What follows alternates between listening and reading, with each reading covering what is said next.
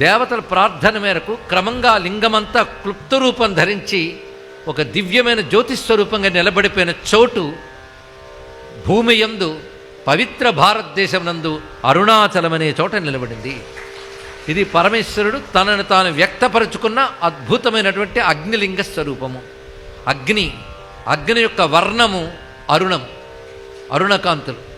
అది నిశ్చలంగా స్థిరంగా ఉంది గనక అచలం. అరుణం, అచలం, అరుణాచలం అనే పేరుతో ప్రసిద్ధి చెందింది. అక్కడ 3 రూపాలతో స్వామి నెలకొని ఉన్నాడు. ఒకటి లింగ రూపం, రెండవది పర్వత రూపం, మూడవది గురుస్వరూపం.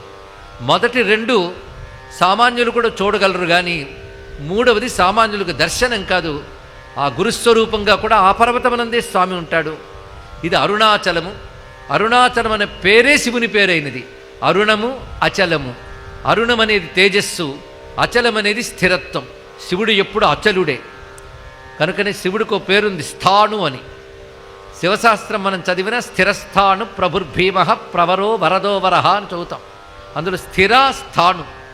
ఇదే శివుని యొక్క అద్భుతమైన తత్వం ఈ 2 పేర్లలో తెలుస్తున్నదని. ఇక్కడ శివుడు స్థిరుడు. స్థిరుడు అంటే ఒక చోట కదలకుండా ఉండేవాడు స్థిరుడు. స్థాణువు అన్న ఇంచుమించు అదే అర్థం, కదలనివాడు అని అర్థం. ఎప్పుడూ ఉండేవాడు స్థిరుడు, ఒకే విధంగా ఉండేవాడు స్థాణువు. ఎప్పుడూ ఉంటాడు కానీ క్షణానుకోలు మారిపోతాడండి అని కాకుండా మార్పు కూడా లేనివాడు అని స్థిరస్థాణు అని శబ్దం. ఈ స్థాణు అనే మాట చాలా విశేషమైనదండి. ఈ స్థాణునే అచల అంటారు. వేదాంతం కూడా పరమాత్మ గురించి చెప్తూ అచలోయం సనాతన అన్నది. అచల సనాతన. సనాతనము అంటే శాశ్వతమైన వాడు, అచలుడు.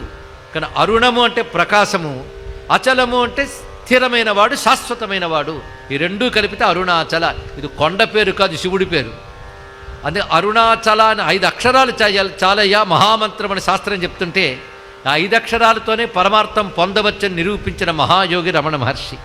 అందుకే అరుణాచలం మనుచు స్మరించు వారులకు అహము తొలగించదువు అరుణాచల.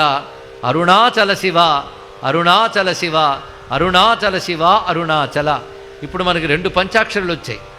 ఒకటి నమశివాయ, రెండవది అరుణాచల. 2 శివతత్వాన్ని చెప్తున్నాయి.